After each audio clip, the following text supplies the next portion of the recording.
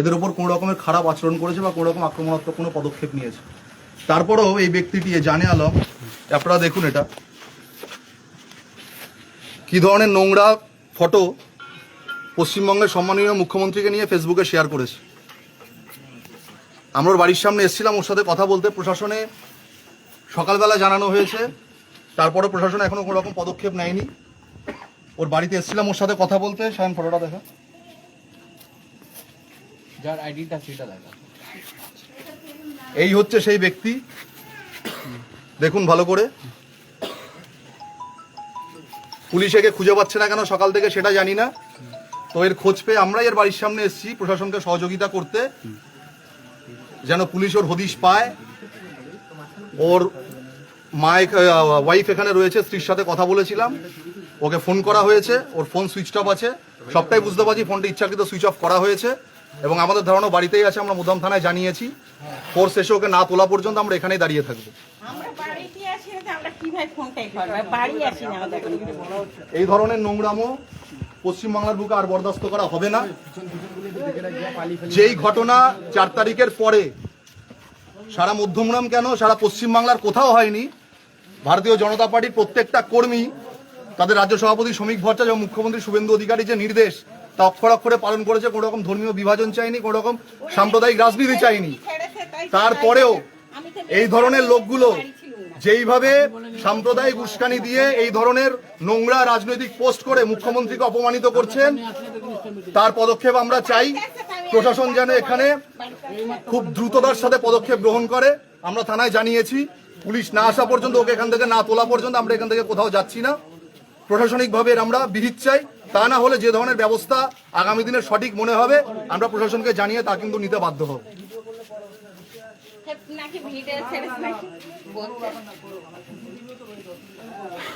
একটা খুবই নোংরা পোস্ট করেছে।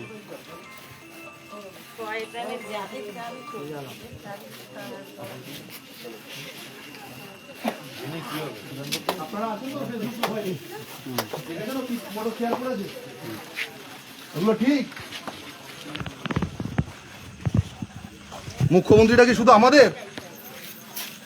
আপনারাই বলুন, আপনারা তো এখানকার বাসিন্দা, ওর বাড়ির আশেপাশে থাকেন পাড়া প্রতিবেশী, এই মুখ্যমন্ত্রী তো সবার। এই ধরনের নোংরামিকে কি আপনারা প্রশ্রয় দেবেন? ওর ছবি দেখে মনে হচ্ছে বয়স প্রায় 50 ঊর্ধ্ব, 60-এর কাছাকাছি। এই ধরনের নোংরামি করছে সোশ্যাল মাধ্যমে, সামাজিক মাধ্যমে। ছবিটা দেখা, ওনাদের ছবিটা দেখো, সবাইকে দেখা ভাই, ছবিটা দেখান, কি ছবি পোস্ট করে দেখুন, সবাইকে দেখা, আপনারাও দেখুন। দেখুন দেখা দেখা ওনাদের দেখা, যদি না দেখে থাকে দেখা দেখুক ওনারা।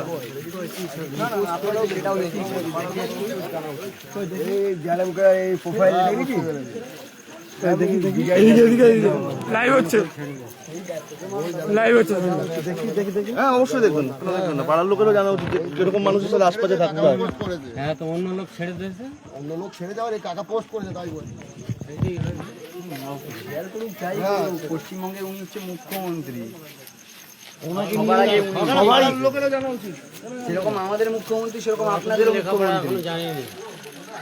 লেখাপড়া জানা ছেড়ে দেবে। পশ্চিমবঙ্গের মুখ্যমন্ত্রী তো উনি করে দিয়েছে, ওটা কেউ করে দেয়নি, উনি করেছেন। উনি করেছেন, ওনার প্রোফাইল থেকে পোস্ট হয়েছে জিনিসটা।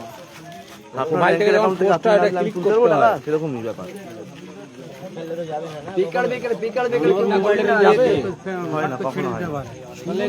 আমাদের মুখ্যমন্ত্রী না, আমাদের সবার মুখ্যমন্ত্রী। দেখলেন দাদা, দেখলেন ছবিটা?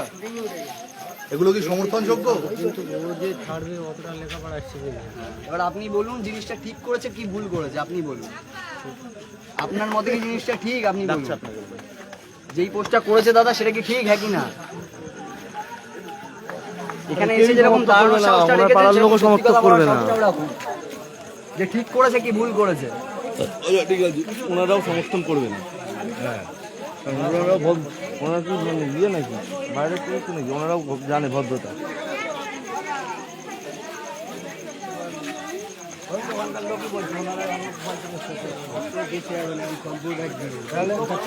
কিভাবে সোশ্যাল মিডিয়ায় যেটা ভুল সেটা ভুল, যেটা ভুল সেটা ভুল।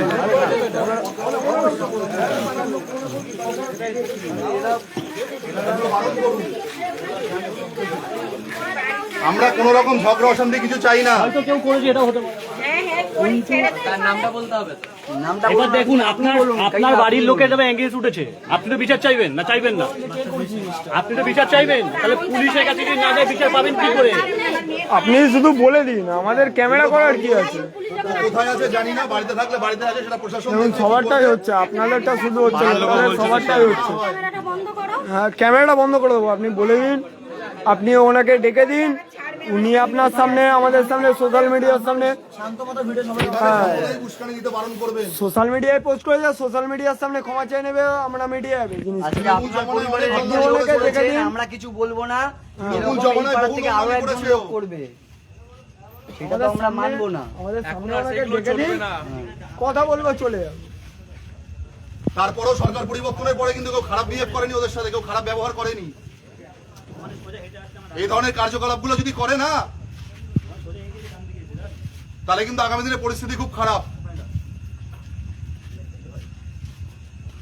এখনো সুষ্ঠুভাবে আগের মতো ব্যবসা করে যাচ্ছে। বিজেপির প্রচুর ছেলেকে টর্চার করেছে, আমরা সেগুলো মাথাতেই রাখিনি। ওর বাড়ি ভাঙচুর আমার করেছে, বাড়িতে ভাঙচুর করতে গেছিল আপনার সাথে, আমার বাড়িতে। আপনার বাড়িতে আমি কোনোদিন জিজ্ঞেস করে নেবেন। ওর নাম হচ্ছে মিলন পাল, সুরেন্দ্রনগরের বাড়ি। এসছি করে দেবো। আপনার স্বামী গেছিল আমার বাড়িতে 2রা মে 2021 সাল গেছিল বাড়ি ভাঙতে আমার বাড়িতে। ওর বাড়িতে গেছে, ওর বয়স্ক ঠাকুমা খাটিয়া থেকে নেমে টেনে নামিয়েছে, ছেঁচড়ে ছেঁচড়ে। আমরা করেছি সেই ঘটনা ঘটার পরে 5 বছর বাদে এসছি, আপনার বাড়িতে কোনোদিন আসেনি তো? হ্যাঁ, তা আমি মিথ্যা কথা বলছি? ওর বাড়ি জিজ্ঞেস করবেন। তারপরেও একটা অভিযোগ হয়নি, কোন রকম গায়ে হাত দেওয়া হয়নি। আমরা সবসময় চেয়েছি এলাকায় শান্তি বজায় থাকুক, কিন্তু এই ধরনের যদি নোংরামি করে তাহলে কিন্তু পরিস্থিতি খুব খারাপ হবে আগামী দিনে।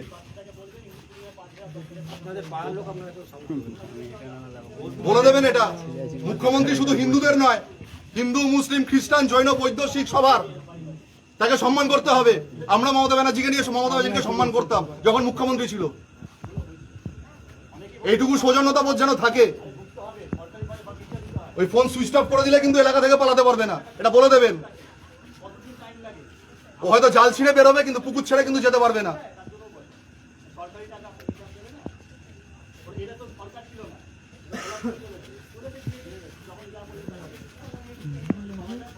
আমরা আছি, ডাকো, আমরা এখানেই থাকবো। নাহলে রাতে কিন্তু পুলিশ নিয়ে ঢুকবো। দাদা একটু সময় দেবে, ঠান্ডা হতে দেবে। চ তাহলে একেবারে থানা থেকে পুলিশ নিয়ে ঢুকবো। চ। এই চ, ওদিকে কেউ থাকলে চল। জয় শ্রীরাম! জয় শ্রীরাম! জয় শ্রীরাম! জয় শ্রীরাম! জয় শ্রীরাম! জয় শ্রীরাম! জয় ভবানী! জয় ভবানী! মুখ্যমন্ত্রী শুভেন্দু অধিকারী জিন্দাবাদ! জিন্দাবাদ, জিন্দাবাদ, জিন্দাবাদ! জিন্দাবাদ! জিন্দাবাদ, জিন্দাবাদ, জিন্দাবাদ! জিন্দাবাদ! জিন্দাবাদ, জিন্দাবাদ। জয় ভবানী! জয় ভবানী।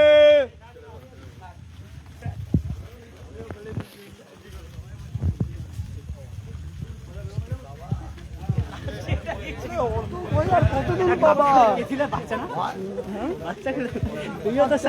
আমি রয়েছি তো, বলা তো বলা, বলা তো বলা, অত ইয়ে করার টাইম নেই।